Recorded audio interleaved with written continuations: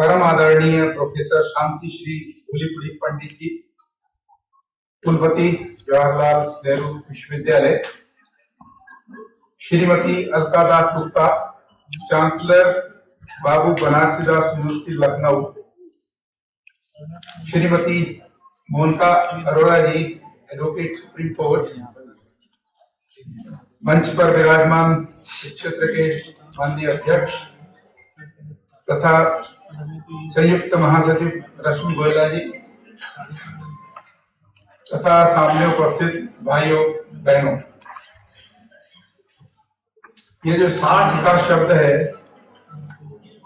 ये भारतीय संस्कृति का केंद्र बिंदु भी है। हम जानते हैं भारत की गणना का जो काल है वो संवत है और संवत 60 होते हैं।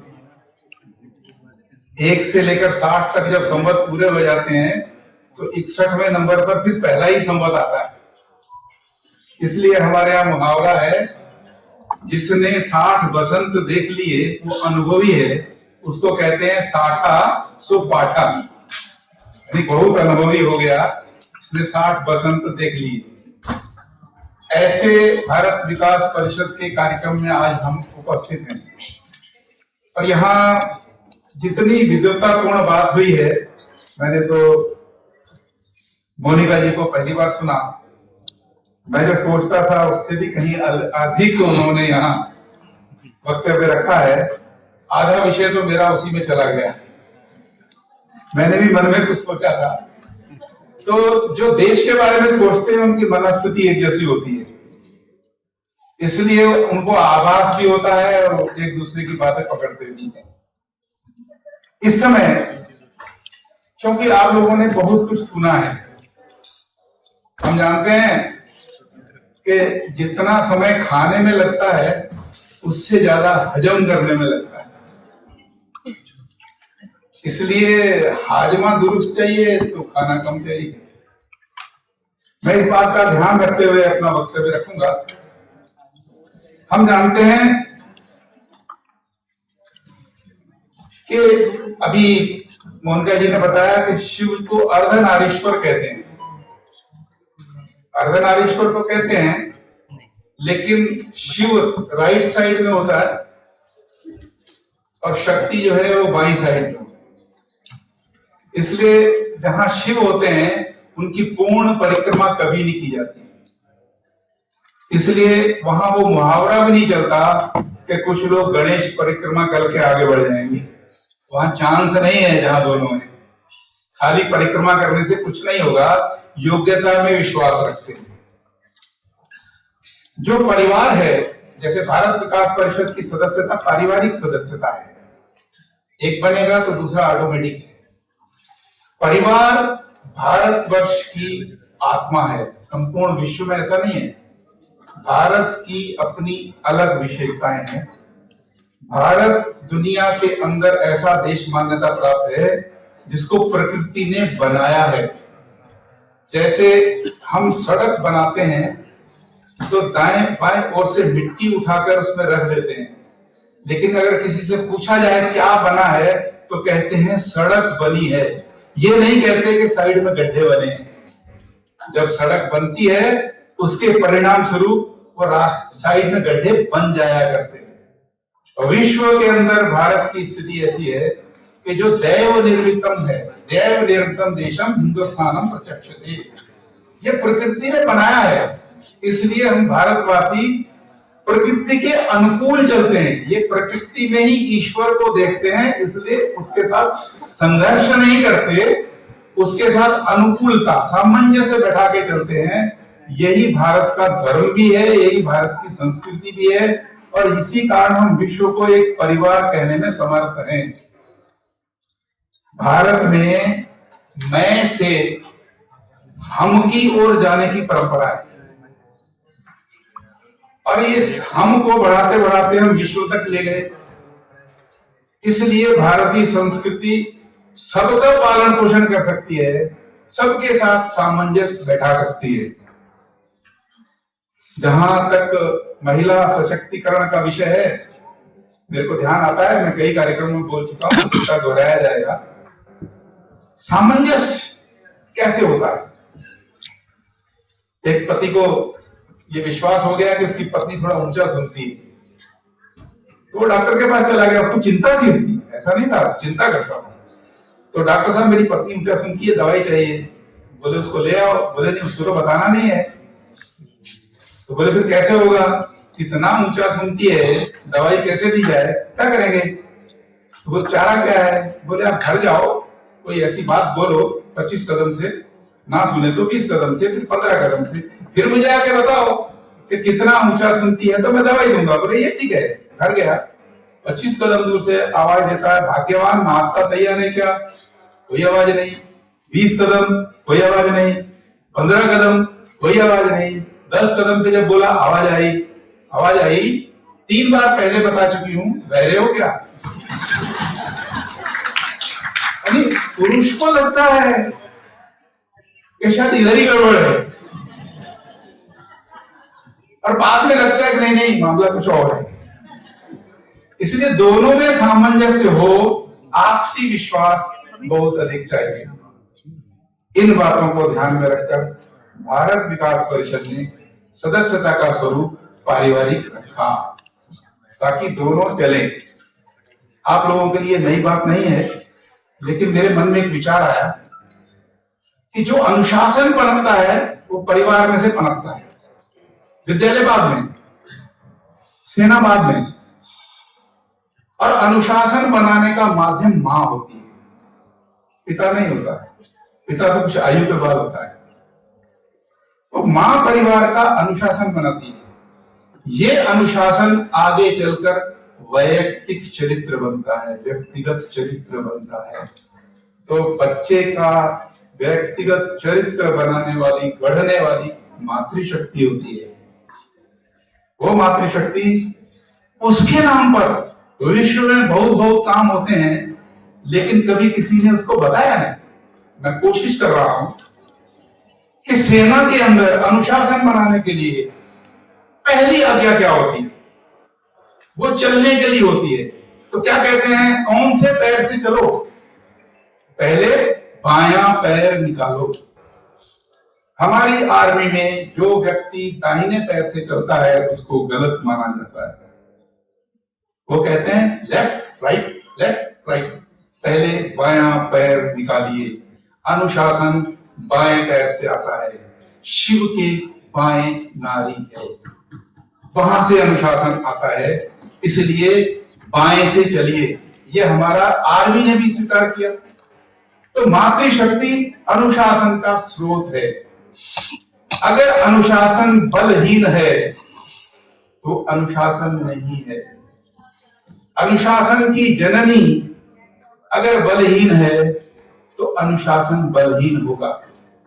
इसलिए हमारे यहाँ यही कहा गया, यत्र नार्यः पूज्यन्ते रमन्ते तत्र देवताः, कि जहां नारी का सम्मान होता है वहां ही देवताओं का वास होता है। ये उक्ति हो सकती है। देवताओं के वास का मतलब हर प्रकार की वृद्धि, समृद्धि, सब प्रकार की चीजें। मेरा अपना मानना है कि जिसको हम कैरेक्टर कहते हैं, चरित्र कहते हैं, उसके 5 बिंदु होते हैं। अलग अलग मत हो सकते हैं लोग, भारतीय संस्कृति के अनुरूप वाणी, विद्या, विनय, विवेक और वप, सब वकार है। वो वाणी, विद्या, विनय, विवेक और वप। वप माने एक्सटर्नल फीचर्स, बाहरी शरीर क्या है। ये 5 चीजें हैं जो चरित्र निर्माण करती है, व्यक्तित्व निर्माण करती है। इन सब को बनाने का काम घर में महिला से शुरू होता है। उसको शक्ति देना, शक्ति तो है, शक्ति का आभास कराना, उसका संरक्षण करना हम सबका दायित्व है। जो जैसा अभी तक वक्तव्य हुए उसमें बताया गया कि अंदर तो बहुत कुछ है, प्रकट होने के लिए नहीं समय आया। हमने उसका सम्मान किन परिस्थितियों के कारण नहीं किया। आज हम जागृत हैं, आज से ही हम अपना बाया कदम निकालना शुरू कर दें और अनुशासन की ओर अपना कदम बढ़ा दें। तो इस कार्यक्रम में नारी सशक्ति, नारी सम्मान हमारा विषय अपने आप में पूर्ण होगा। दूसरी और बात है कि अनुशासन तो हम मानते हैं, लेकिन अनुशासन में जो मैं से हम होने की कल्पना, जिसको भारत विकास परिषद अपना सेवा कार्य के माध्यम से करता है, ये मूल भावना रहती है। वैसे तो व्याकरण जो होती है, व्याकरण कहती है किसी शब्द के पहले अ लगा दिया जाए तो उसका अर्थ उल्टा हो जाता है। यानी हिंसा से पहले अ लग जाए तो अहिंसा माने हिंसा नहीं। ऐसे हम, मैं से हम बनने की जो यात्रा है, हम बने नहीं, हमसे पहले अगर अ लग गया तो इसका मतलब है अहम। अहम माने घमंड, अभिमान तो है ही, लेकिन इसका सीधा सीधा मतलब है कि हम नहीं बने, अभी मैं में ही घूम रहे हैं। तो जो शिव का अर्धनारीश्वर अवतार है वो ये प्रकट करता है कि मैं नहीं, हम। एक वचन नहीं, द्विवचन है। चाहे एक दिखता है, एक प्रकट होता है, ये अलग अलग धारणाएं हो सकती हैं, लेकिन कुल मिला के अनुभूति दोनों की साथ साथ हो। इसलिए भारत विकास परिषद ने अपनी सदस्यता में दोनों को एक में जोड़ लिया।